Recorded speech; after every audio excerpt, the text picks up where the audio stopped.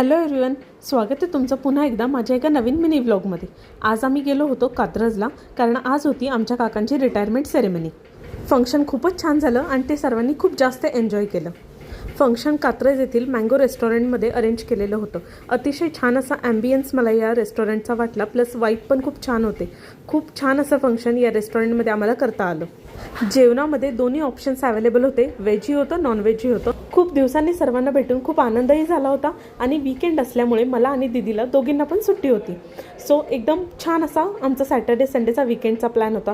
सगळ्यांनी जेवण केलं, त्यानंतर आम्ही केक कटिंग केली। काकांसाठी सगळ्यांनी खूप छान छान शब्द बोलले। त्यांच्या पुढील भावी आयुष्यासाठी त्यांना खूप सारे शुभेच्छा देत आम्ही या फंक्शनचा समारोप केला।